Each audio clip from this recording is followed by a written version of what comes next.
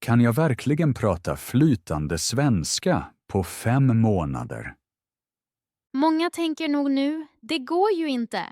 Men jag säger er, med rätt teknik kan ni lära er prata bra svenska på 5 månader. Och i den här podden förklarar vi steg för steg hur det går till.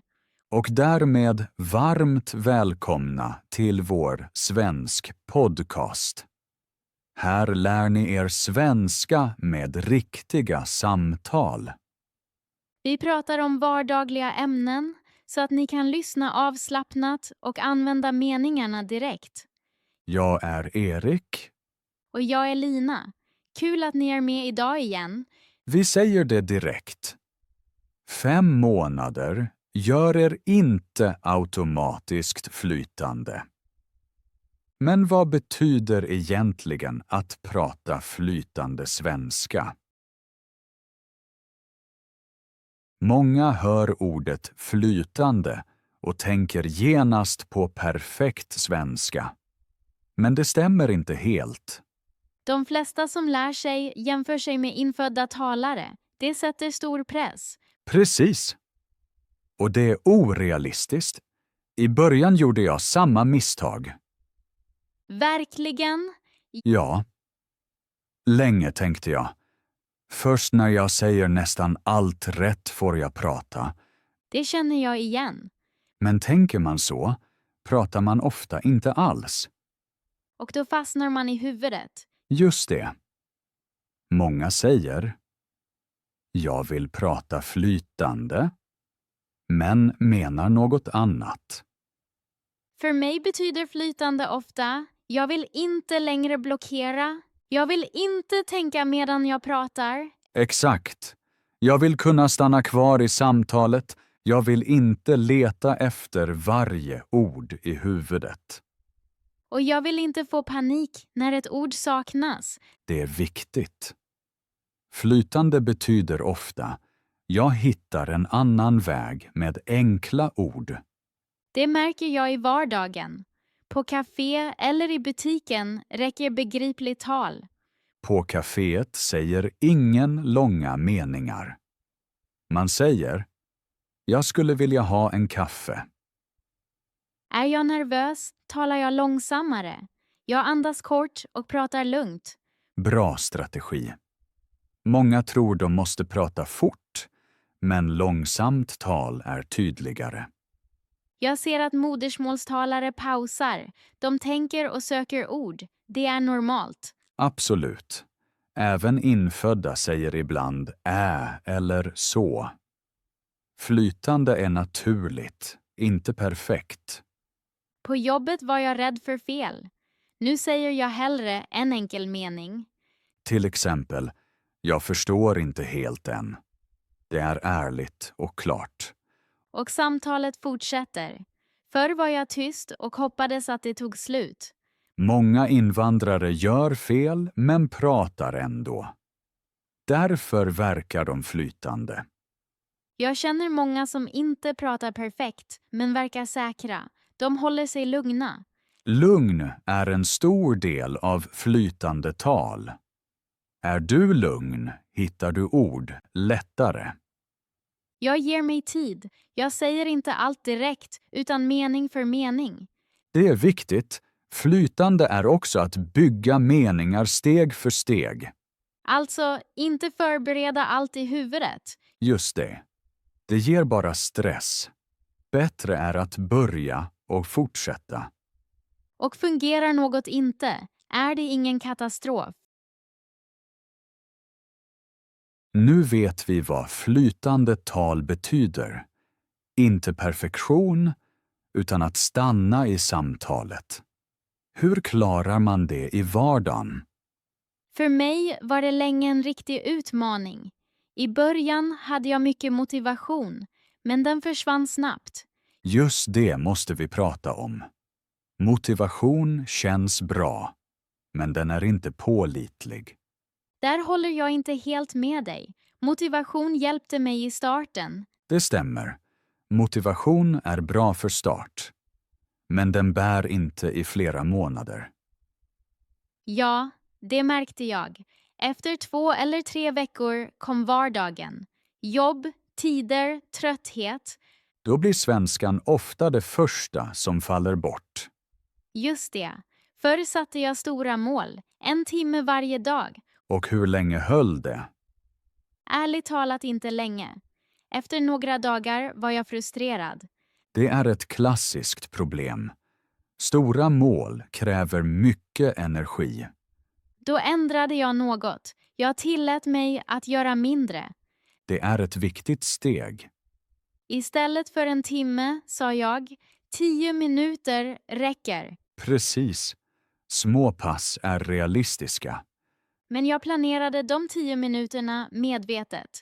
Alltså en fast tid. Ja, morgonen passade mig. Efter kaffet, före jobbet. Intressant. För mig var det mer på kvällen. Verkligen. På kvällen var jag ofta för trött. Jag förstår. Men då var dagen lugn. Inga fler tider. Det visar något viktigt. Alla behöver sin egen rutin. Just det. Det finns ingen enda rätt tid. Viktigt är bara att man inte bestämmer varje gång på nytt. Ja. Om du dagligen funderar, ska jag plugga idag eller inte, blir det svårt. Därför kopplade jag svenskan direkt till vardagen. Till exempel, När jag lagade mat lyssnade jag på poddar. När jag gick tänkte jag meningar. det är jättebra. Vardagen är bästa platsen att lära. Jag gillade det mer än att sitta vid bordet extra. Jag håller med. Lärande måste inte alltid kännas som plugg. Men jag hade också dagar då jag inte gjorde något alls. Och det är helt normalt. Förr kände jag mig dålig för det. Och idag, Idag säger jag, okej, imorgon fortsätter jag. just det är rutin. Inte vara perfekt, utan komma tillbaka. Det tog bort mycket press. Press är en av de största lärfienderna. Ja, om jag tvingar mig lär jag sämre. Därför säger vi, regelbundenhet är viktigare än motivation. Motivation får dig att starta, rutin för dig framåt. Väl sagt. Och rutin kan vara mycket liten. 5 till 10 minuter per dag räcker. Gör man det i månader märker man skillnaden. Exakt. Hjärnan jobbar i bakgrunden. Och plötsligt förstår man mer utan att veta varför. Det är rutinens effekt. Alltså hellre lite, men ofta. Ja. Regelbundenhet slår motivation. Jag tror många lyssnare känner igen sig här. Det hoppas jag. Så blir flytande tal realistiskt. Innan vi går vidare vill vi gärna involvera er en stund. Precis. Vi pratar mycket om rutiner och vardag. Men er vardag ser säkert olika ut. Några av er bor kanske i Sverige. Andra lär sig svenska i ett helt annat land. Därför undrar vi, var lyssnar du just nu? Är du hemma, på väg eller kanske till jobbet? Och från vilket land kommer du? Skriv det gärna i kommentarerna om du vill. Till exempel, jag lyssnar från Spanien eller jag lär mig svenska i Brasilien. Det hjälper oss att lära känna er bättre. Och det är också en bra liten övning i svenska. En kort mening räcker helt. Du behöver inte skriva perfekt. Viktigast är att du använder svenska. Hjälper detta avsnitt dig eller känns något igen? Visa det gärna med en like. Så ser vi vilka ämnen som är viktiga för er. Och vi blir förstås glada om du prenumererar på podden. Då missar du inget nytt avsnitt. Nu kommer vi till ett ämne som alla verkligen känner igen. Ja, verkligen alla. Rädslan att prata. Många som lär sig säger, jag förstår mycket, men vågar inte prata. Det konstiga är, den här rädslan har nästan inget med riktig svenska att göra. Precis. Den sitter i huvudet. Jag känner det väl. Man vet vad man vill säga, men blockeras. Plötsligt tänker man, min svenska är dålig. Alla hör mina fel. Men det stämmer oftast inte. Nej. I de flesta fall är du mycket bättre än du tror. Jag säger ofta till mina elever, ni hör era fel mycket högre än andra. Det stämmer. Den andra hör mest. Aha, jag förstår dig. Eller, okej, hon försöker prata svenska. Det är bra. Just det. Ingen sitter med en röd penna i huvudet. Förutom kanske du själv. Ja, vi är ofta strängare mot oss själva än nödvändigt. Känner du den här känslan på fester? Vilken? I början pratar man knappt. Man tänker mycket. Och sedan kommer kanske en dryck. Precis. Ett glas vin eller en öl. Och plötsligt pratar man mycket friare. Inte för att svenskan blir bättre. Utan för att rädslan blir mindre. Man tänker mindre på fel.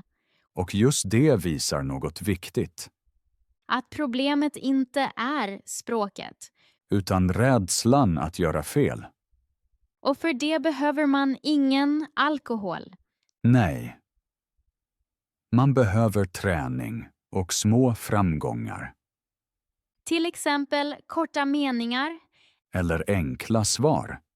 Jag säger ofta, prata hellre enkelt än inte alls. Ja. En enkel mening är bättre än en perfekt mening i huvudet. Många väntar på stunden när de känner sig redo. Men den stunden kommer sällan av sig själv. Den kommer genom att prata. Just det. Mod kommer efter handling, inte före. Det tycker jag är en viktig tanke. Och en sak till. Fel är inget tecken på dålig svenska. Utan på äkta svenska. Precis. Den som gör fel pratar. Den som aldrig gör fel pratar ofta inte alls. Och språk lever av prat. Inte av tystnad. Därför är vårt tips: börja litet. En mening på kaféet. En mening i affären. Eller en kort kommentar på kursen. Efteråt märker du ofta, det var inte farligt. Ibland till och med helt okej. Eller till och med bra. Och den känslan stannar. Och gör nästa steg lättare. Rädslan försvinner inte på en gång. Men den blir mindre varje gång. Och en dag märker du, jag pratar bara. Och det är ett stort steg mot flytande tal. Att lära sig svenska är faktiskt mycket enklare än många tror. Det låter nästan för bra för att vara sant. Ja, men jag menar det verkligen. Svenska består i grunden av byggklossar. Av ord, eller hur? Precis. Ord sätts ihop om och om igen. Grammatiken länkar bara ihop dem. Det betyder att språk inte är magi, utan mer som ett byggsätt. Just det. Och här kommer mitt bästa trick. Nu är jag nyfiken. Ha alltid något med dig för att skriva ner ord. Alltid. Ja. En penna och ett litet block. Eller din mobil. Det gör jag faktiskt ofta med anteckningar i mobilen. Perfekt. Språket möter dig överallt. I samtal, på bussen, i affären, i serier. Precis. Varje gång du hör ett ord du inte kan har du två val. Antingen ignorerar du det. Eller så samlar du det. Att samla låter bättre. Absolut. Tänk på ord som på spelkort. Inte alla är viktiga direkt. Men några dyker upp om och om igen. Och just de är värdefulla. När du skriver ner dem händer något viktigt. Du blir mer uppmärksam. Precis. Din hjärna tänker, aha, Det här är intressant. Och senare känner du igen ordet. I ett annat samtal, i en podd eller i en text. Då känns det plötsligt bekant. Och just så växer språkkänslan. Många tror att de måste lära 1000 ord på en gång. Det är felet. Egentligen räcker några, men rätt ord. Och de hittar du i verkliga livet. Inte bara i gloslistor. Precis. Hör du ett ord i vardagen har det redan sammanhang. Du vet i vilken situation det används. Det gör lärandet mycket lättare. Och på något sätt också lekfullt. Ja. Du samlar ord, provar dem, kombinerar dem. Som legobitar. Precis.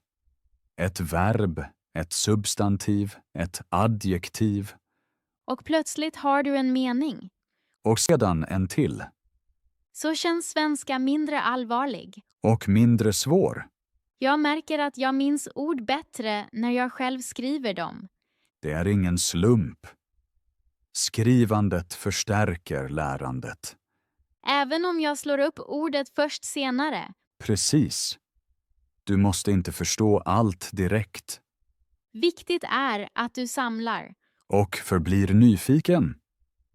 Då känns svenska mer som ett spel. Och inte som ett prov. Det tar bort mycket press. Och just det tar dig snabbare framåt än du tror. Nu kommer en tanke som först överraskar många. Nu är jag nyfiken. De flesta som lär sig svenska kan redan prata. Verkligen. För många känns det helt annorlunda. Precis där ligger problemet. Det känns annorlunda än det faktiskt är. Jag känner den känslan väl. Länge tänkte jag kan egentligen inte säga något. Men du har redan förstått mycket. Ja, jag kunde följa samtal, läsa texter och lyssna på poddar. Men att prata kändes ändå omöjligt. Just det. Allt fanns i mitt huvud, men munnen var stängd. Det beror på skillnaden mellan passiv och aktiv kunskap. Passiv betyder jag känner igen ord när jag hör eller läser dem. Precis. Aktiv betyder jag använder orden själv. Och det steget känns enormt. Ja. Men egentligen är det mindre än man tror. Varför? För orden finns redan. Du behöver bara använda dem. Jag tror många väntar på nya ord. Precis. Många tänker, jag måste först ha mer ordförråd. Men det ordförråd du har räcker ofta redan. Absolut. Ta ett enkelt exempel. Okej, Du känner orden jag, jobba, idag, trött. ja, de känner jag. Av dem kan du säga jag är trött idag. Eller, jag jobbar mycket idag. Eller jag är trött för att jag jobbar idag. Det är 3 meningar med samma ord. Precis. Nya kombinationer, inget nytt ordförråd. Det känns plötsligt mer möjligt. Och just här blockerar många sig själva. För de tror att en mening måste vara extra bra. Ja. Eller extra korrekt. Och då säger de heller ingenting. Precis. Den första meningen är alltid svårast. Det känner jag igen. Efter första meningen blir det lättare. För rädslan blir mindre då. Och man märker, världen går inte under. Just det. Ingen skrattar. Ingen rättar varje fel. Ofta är folk bara glada att man pratar. Ja. Kommunikation fungerar även med enkla meningar. Jag märkte en dag, när jag pratar lär jag mig snabbare. Det är en viktig poäng. Att prata aktiverar din kunskap. Passiv kunskap blir aktiv. Precis. Och varje gång blir det lite lättare. Även om det hackar, Just då. Hackandet hör till. Målet är alltså inte att prata perfekt. Nej. Målet är att använda ord. Även om de känns osäkra. Precis. Språk blir till i görandet, inte i väntan. Då behöver jag egentligen ingen ny kurs. Utan modet att säga den första meningen.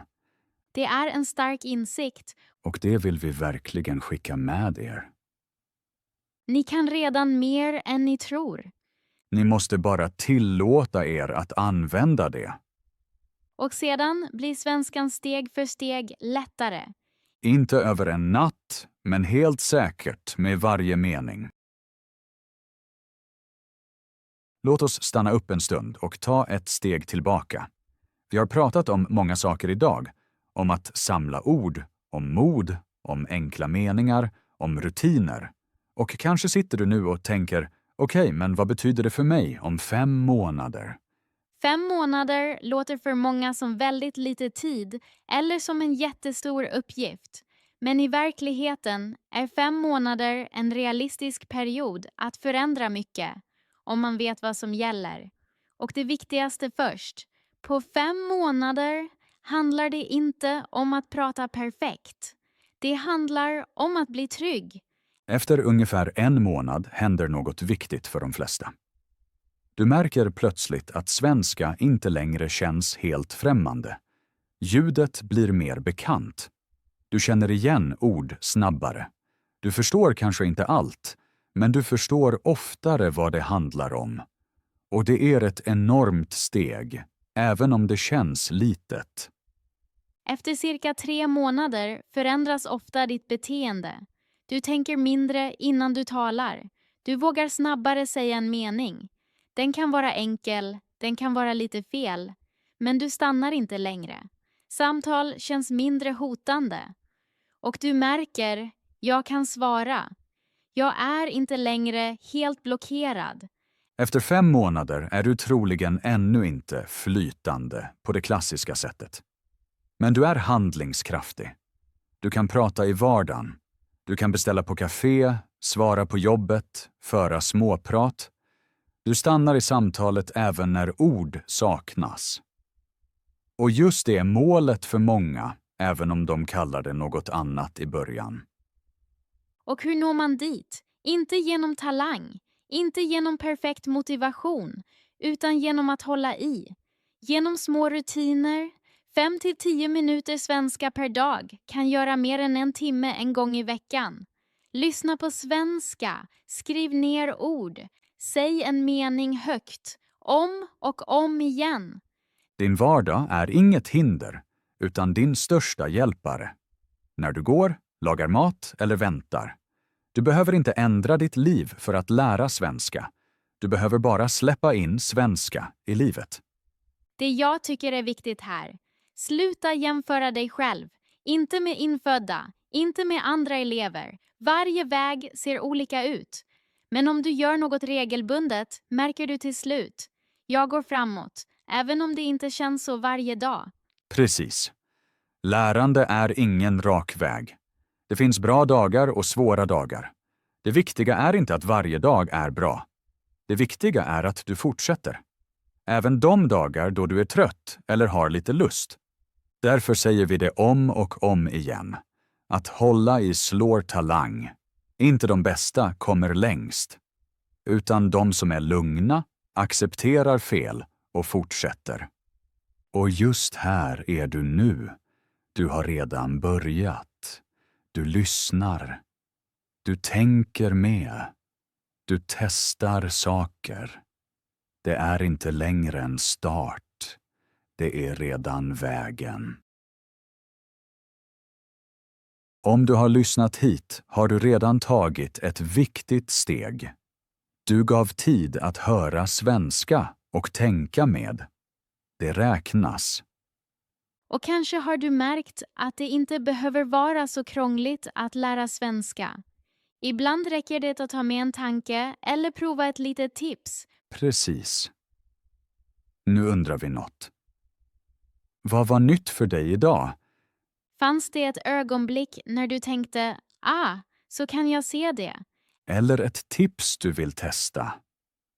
Skriv det gärna i kommentarerna om du vill. En kort mening räcker helt. Till exempel, jag vill prata mer. Eller, jag vill samla ord. Det är inte bara feedback för oss, utan också en övning för dig. Och om detta avsnitt hjälpt dig blir vi glada för en like. Så ser vi vilka ämnen som verkligen stöttar er. Om du prenumererar på podden är du med i nästa avsnitt. Vi fortsätter prata om riktig vardagssvenska, steg för steg. Utan press och utan perfektion. Tack för att du var med idag. Vi hörs i nästa avsnitt. Till dess, håll i. Och våga använda svenska. Vi ses snart.